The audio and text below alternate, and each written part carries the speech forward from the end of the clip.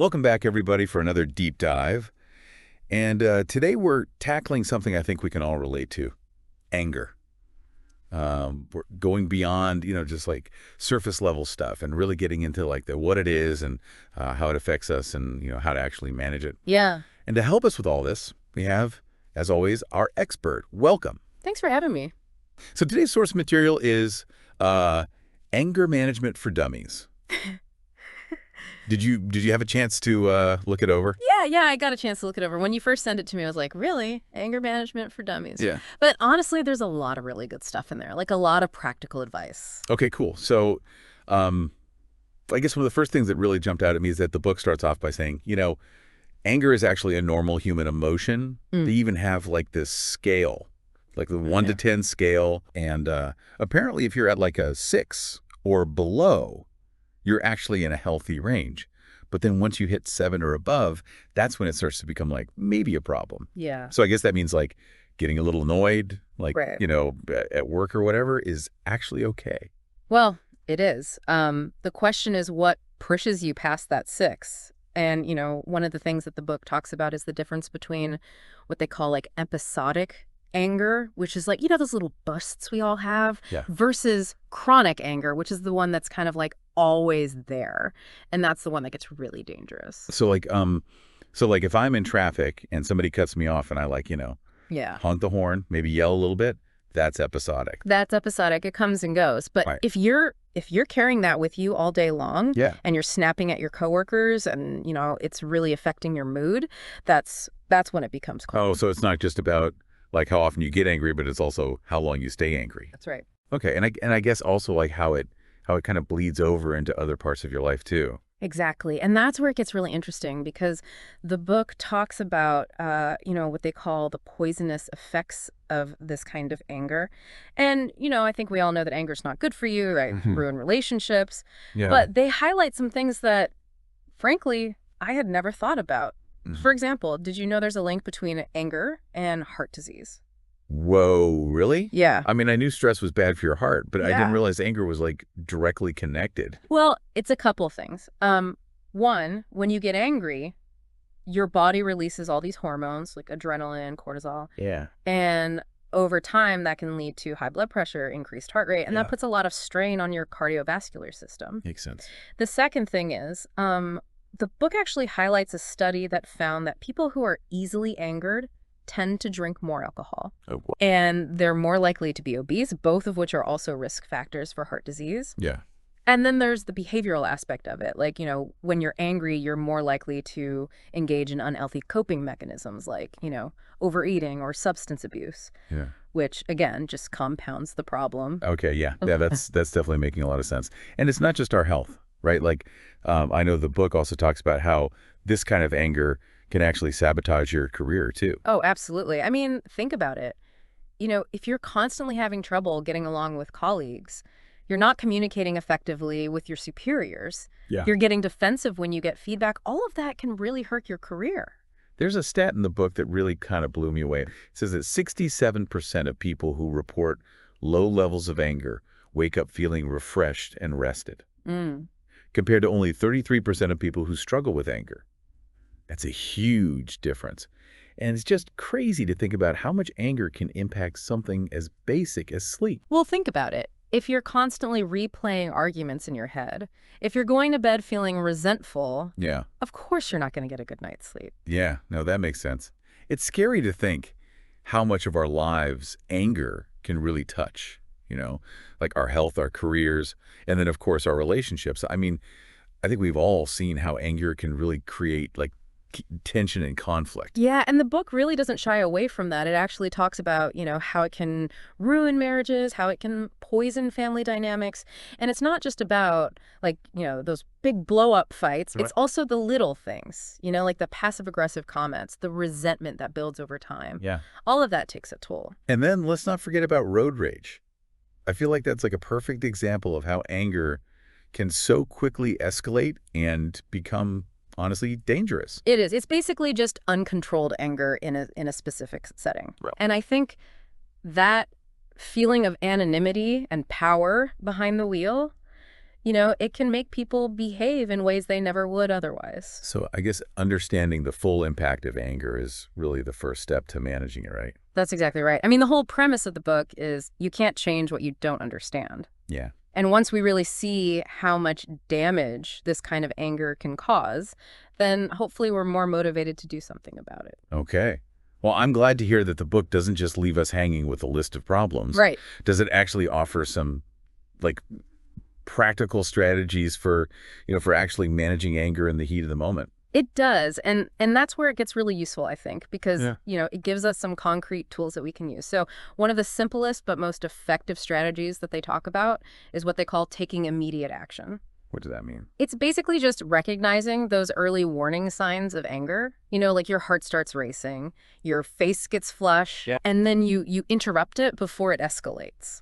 So, like, before it, like, spirals out of control. Exactly. Yeah. Okay. But, like, what can you actually do in that moment?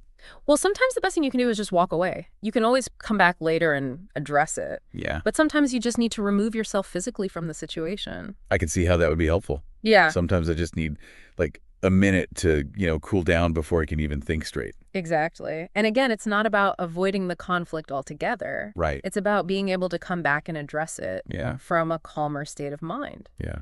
One thing I struggle with a lot is I always feel like I need to have the last word. Mm-hmm. Like, I have to win every argument, Mm. even if, it's just making things worse. Mm-hmm. Does the book address that?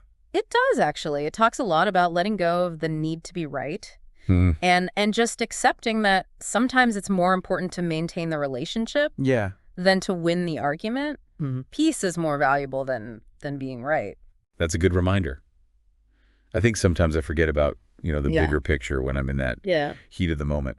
Are there any other, like, specific techniques they recommend? Yeah, there are a couple. One that I found really interesting was using distraction techniques. Distraction. It's basically just intentionally redirecting your attention to something more positive or engaging.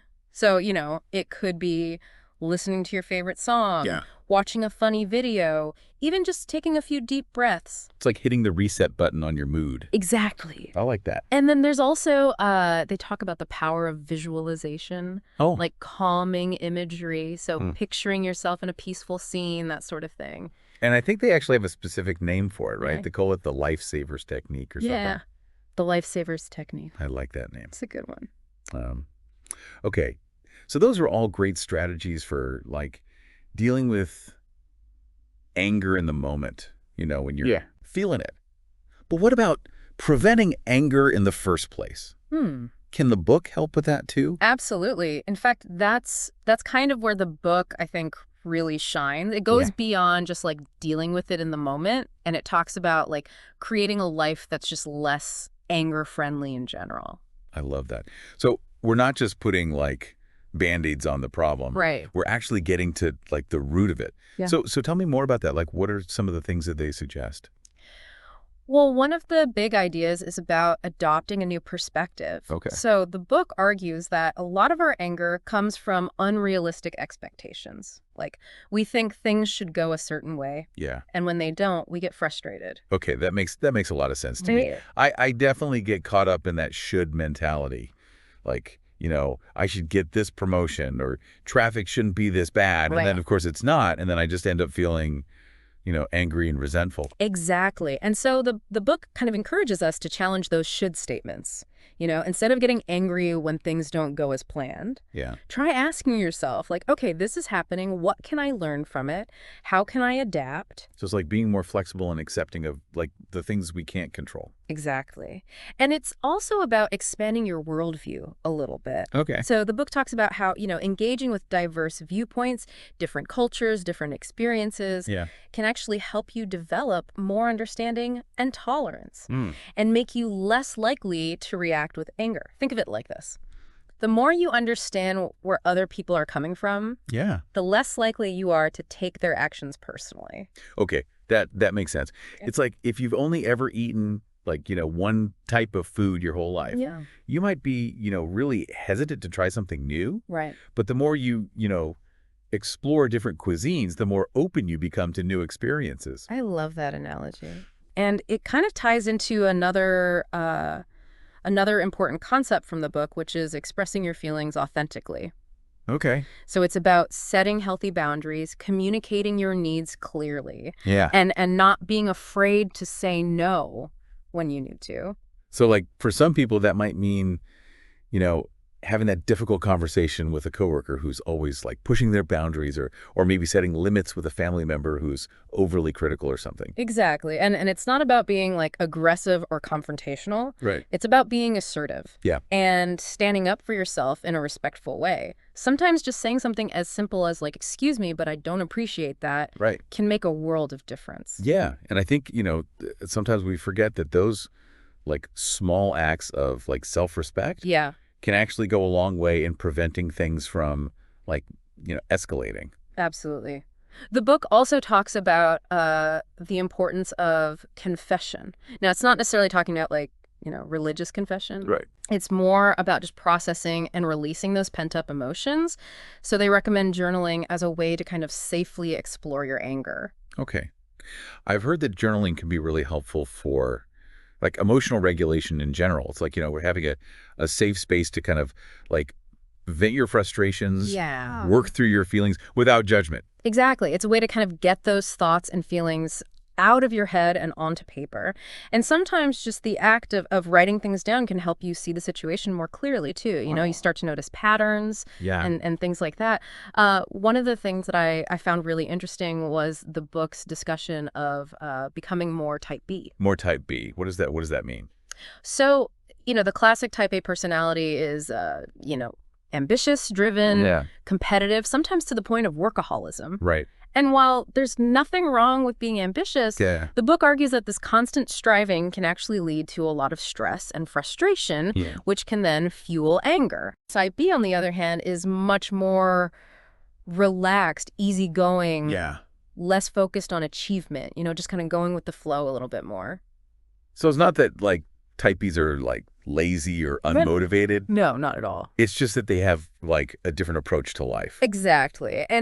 And the book isn't saying that everyone needs to become a total type B. Right. But it does encourage us to maybe, you know, incorporate some of those type B traits into our lives. Right. You know, like learning to prioritize our well-being, finding joy in the present moment. Yeah. Letting go of that need to constantly be on, you know? I could see how that would be helpful. I mean, I'm definitely a type A, like always pushing myself to do more, be more, achieve more. Yeah. And honestly, it's exhausting. And I know it contributes to my anger sometimes. It does. It really does. And so the key is finding that balance, right? Yeah. It's like, how can you be ambitious without letting that ambition consume you? And that kind of leads into the book's final point, which is about using your anger constructively. Using it constructively. What does that even look like? So it's about channeling that anger energy into something positive. Okay. So it might be, you know, using your frustration to advocate for change in your community, or maybe it's finally setting those boundaries with a toxic friend. Yeah. You know, it's instead of letting anger control you, you're taking control of it. Right. And you're using it as fuel for positive action. Now, all of this is great in theory, but the book also acknowledges that managing anger isn't just about like mental strategies and stuff. Yeah. It's also about taking care of yourself physically. Okay. Yeah. I mean, I know when I'm like stressed or run down, I'm way more likely to get angry about little things. Exactly. It's all connected. Right. And so the book actually goes into some research-backed insights about how like lifestyle choices can actually impact our anger. Okay. So, for example, managing stress is huge. They talk about, you know, identifying the sources of chronic stress in your life and then developing coping mechanisms to handle them effectively. So that might be things like exercise, meditation, spending time in nature, even just taking a few minutes each day to do something you enjoy. Yeah, those are all great ideas, and I've found that even just taking like a few deep breaths can make a big difference when I'm feeling like overwhelmed. Absolutely. And then, of course, there's sleep, which I think we often take for granted. Oh, yeah. But the book really emphasizes how crucial sleep is for emotional regulation. You know, when you're sleep deprived, your body produces more of the stress hormone cortisol, which makes you more irritable and prone to anger. I know I'm definitely a grump when I don't get enough sleep. We all are. We all are. So make sure you're prioritizing those 7 to 8 hours of quality sleep. Yeah. It really does make a difference. And the book even gets into some more like spiritual aspects of anger management, which I found really interesting. Oh, interesting. What does it say about that? Well, it encourages us to kind of explore the role of spirituality, gratitude, compassion Hmm. in managing anger. So, the idea is that connecting to something greater than yourself, whether that's through religion or nature Yeah. or just a sense of purpose, Mhm. can really help you find peace and perspective. Right. It also emphasizes the power of gratitude. So, focusing on the good things in your life, even the small things, Right. can really help to shift your mindset from one of like negativity and resentment Yeah. to one of appreciation. I love that. It reminds me of that saying, what you focus on expands. Yes. So like if you're constantly dwelling on the things that are making you angry, Yeah. you're just going to feel more angry, right? Right. But if you can shift your focus to the things that you're grateful for, Yeah. it can really change your whole outlook. Exactly. And then there's compassion, both for yourself and for others, recognizing that everyone's fighting their own battles, and try to approach situations with understanding rather than judgment. The book also touches on the importance of recognizing and addressing depression, which I thought was really interesting. Oh, okay. Why is that?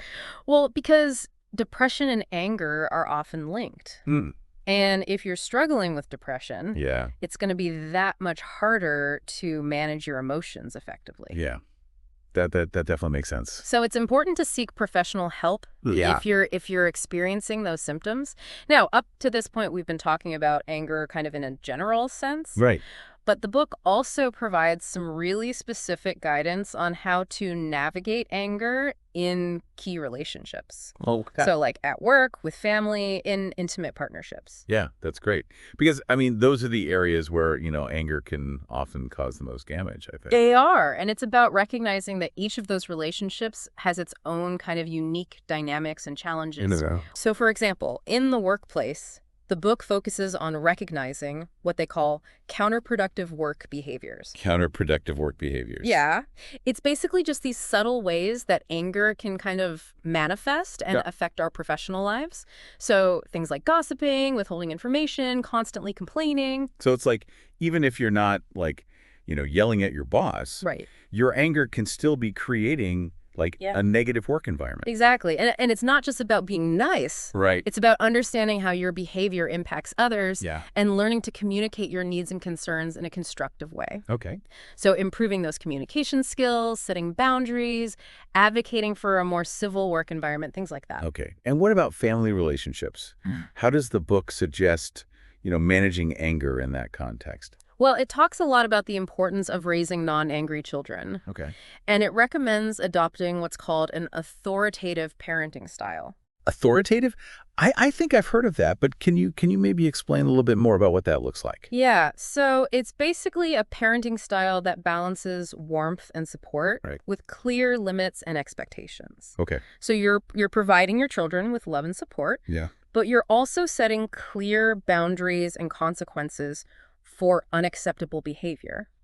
It's not about being permissive. It's not about being authoritarian. Right. It's about finding that middle ground. So you're teaching them how to manage their emotions in a healthy way, but you're also giving them the space to, express their feelings. Exactly. And it's important to remember that you are modeling those behaviors for them too. Oh, for sure. If they see you constantly yelling or losing your temper, they're going to learn that that's how you deal with anger. Right. But if they see you handling difficult situations calmly and respectfully, they're more likely to adopt those same strategies. That makes a lot of sense. Kids really do learn by watching us, so we have to be mindful of, the example we're setting. Absolutely. And then the book also offers some really great guidance on how to build healthy, intimate relationships. Okay. So it emphasizes the importance of setting boundaries, communicating effectively, and avoiding the trap of trying to fix someone else's anger. Right. So even if your partner is struggling with anger, you can't make them change. Right. You can, offer support and whatnot, but ultimately it's up to them to do the work. That's right. And it's important to protect yourself in those situations. Yeah. And so the book talks about how to set boundaries to ensure your own safety and well-being. It also encourages seeking professional help if needed, recognizing that sometimes couples counseling can be really beneficial in navigating these complex challenges. And, I know we've touched on this before, but I think it's always worth repeating. Like, it's okay to ask for help. Yeah. There's no shame in seeking, professional guidance, Yeah, especially when it comes to something like anger management. absolutely. Now, let's shift gears for a moment and talk about a very specific manifestation of anger. Road rage. Oh, rage. The book dedicates a whole chapter to combating this phenomenon, and I think it's something a lot of people can relate to. Oh, for sure. I mean, I think we've all experienced that frustration of, being stuck in traffic. Yeah. Or dealing with inconsiderate drivers. Absolutely. And the book offers some really practical tips for staying calm behind the wheel. It all starts with mindset, right? Okay. So instead of viewing driving as like this stressful chore, Wow. try to see it as an opportunity for mindfulness, Focus on the present moment, appreciate the scenery, listen to some calming music. It's like turning your commute into a moving meditation. Exactly. Yeah. Exactly. And it also encourages some practical things like, leaving early so you're not rushing, loosening your grip on the steering wheel, avoiding unnecessary lane changes, things like that. Yeah. Those are all good reminders. I know I tend to tense up when I'm driving, especially in heavy traffic or something. It's a natural reaction, but that tension just fuels anger. Yeah. So, consciously relax your body, take some deep breaths. Try to let go of that need to control everything. The book also talks about empathizing with other drivers, which I think is a tough one. Yeah. Especially when, somebody cuts you off or does something reckless. It is. But I can see how trying to understand where they're coming from might help to diffuse the anger a little bit. It can. It really can. And just remember, everyone makes mistakes. That driver who cut you off might be late for work. They might be dealing with a personal crisis. Right. You never know what's going on in someone else's life. That's so true. I think we often forget that other drivers are just people too. We tend to dehumanize them, which makes it easier to, get angry. Exactly. And the book also cautions against what they call catastrophizing. Catastrophizing. It's basically just, assuming the worst about other drivers' intentions. Oh, okay. So instead of thinking, that jerk cut me off on purpose, Yeah. try to reframe it as, okay, maybe they didn't see me, or maybe they're just having a bad day. It's like choosing to give them the benefit of the doubt rather than, jumping to conclusions. Exactly. And one of my favorite tips from the book is to be the other driver. Be the other driver. And just imagine yourself in their shoes and think about why they might be behaving the way they are. It's actually a really powerful exercise in perspective taking. Yeah, I like that. And it can really help you to let go of that anger. This whole conversation is really making me realize that managing anger is really like an ongoing journey. It is. Not a destination. Yeah. It's about consistently making choices that support our emotional well-being. Uh-huh. And being willing to challenge those old patterns of thinking and behaving. It is. And the book actually makes a really great point. It's not just about reducing those negative emotions, Yeah. It's about what you gain when you actually learn to manage your anger effectively. Oh, I like that. So it's not just about what we're taking away. It's about what we're inviting in. Yeah. So what kinds of things, what do we gain? Well, I mean, think about the energy drain of just being angry all the time. It's Yeah. exhausting. And so when you let go of that anger, you free up so much mental and emotional space. Right. Yeah. It's like carrying around this heavy backpack all the time. And, once you put it down, you can finally stand up straight and breathe deeply. Exactly. Exactly. And that newfound space allows for more positive emotions, Yeah. Joy, peace, contentment. Mhm. You're also just more present and available for the people you care about. Yeah. I hadn't really thought about that, but it makes sense. When you're not constantly stewing in anger and resentment, Right. you're actually able to show up for the people in your life. Yes. In a more authentic and meaningful way. Absolutely. And you're better equipped to handle the inevitable challenges that come up in those relationships. Right. So instead of reacting defensively or getting angry, Yeah. you can approach those situations with more patience and understanding. The book also really highlights the importance of forgiveness in all of this. Forgiveness. Yeah. That's that's a tough one. I know I can hold a grudge, like, for way too long. So how does the book, like, how does it approach that topic? Well, it really emphasizes that forgiveness isn't about condoning the other person's actions. Yeah. It's really about releasing yourself from the burden of that anger and resentment. Yeah. You know, it's about acknowledging that holding on to those negative feelings is ultimately hurting you more than anyone else. Right. So it's like you're not letting the other person off the hook. Right. You're just choosing to, like, free yourself from that emotional baggage. Exactly, exactly. And the book also talks about the importance of forgiving yourself. Oh, yeah. You know, we all make mistakes. And sometimes we're the ones who need to let go of that anger and guilt that we're holding on to. That's such an important point. I think we can be so hard on ourselves, Yeah. and that self-criticism can really fuel anger and resentment too. It can. And this kind of ties into another key theme from the book, which is the importance of self-care. It's about recognizing that you can't pour from an empty cup. You know, you need to take care of your own emotional and physical needs Yeah. in order to effectively manage anger and navigate life's challenges. So what are some of the, like, specific self-care practices that they recommend? Well, they emphasize things like prioritizing sleep, eating a healthy diet, Yeah. getting regular exercise, spending time doing activities that bring you joy, you know, the basics. Right. But it's funny because those are all things that, like, we know we should be doing, Right. but it's so easy to let them slip when we're, feeling stressed and overwhelmed. It is. It is. But the book really drives home the point that self-care isn't selfish. Yeah. It's essential. Right. You know, when you take care of yourself, you're better equipped to show up for others Yeah. in a healthy and supportive way. And it's not just about, like, bubble baths and spa days. It's really about making those daily choices that nourish, your mind, your body, and your spirit. Exactly. It might be something as simple as taking a few minutes each morning to meditate or going for a walk in nature after work. You know, just finding those little things that help you to de-stress and recharge. This has been such a great conversation. I feel like I have a whole new understanding of anger, not just as this, like, destructive force, but also as something that can be, like, a catalyst for growth and positive change. I agree. And that's what I love about this book. You know, it doesn't demonize anger. Yeah. It acknowledges that it's a normal human emotion. Yeah. But it also empowers us to take control of it Right. rather than letting it control us. And it gives us so many practical tools and strategies to do that. It does. It does. From those in-the-moment techniques to, you know, the bigger picture lifestyle changes. Right. There's something in this book for everyone, I think.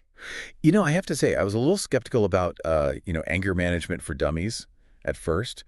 But, after reading through it and talking about it with you today, I'm really impressed with, like, the insights Yeah. and the practical advice that it offers. Me too. Me too. It's definitely one of those books that I think everyone could benefit from reading. It's so relatable. It's so approachable. And it really does give you a new perspective on anger. Well, I think we've covered a lot of ground today. We talked about the impact of anger, those in-the-moment coping strategies, and, those bigger steps we can take to create a less anger-friendly life. If you had to, like, pick one key takeaway from all of this, what would it be?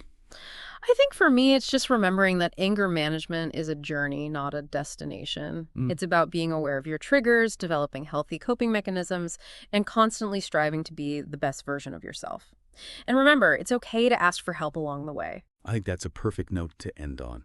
And before we go today, I want to leave our listeners with just a little something to think about. Think back to a recent situation where you felt angry. How could you have used one of the techniques from the book to manage that anger differently? Maybe you could have walked away from the situation, used a distraction technique, practiced some calming imagery. It's all about finding what works best for you. Thanks for joining us on this deep dive into the fascinating world of anger management. And until next time, keep learning, keep growing, and keep those tempers in check.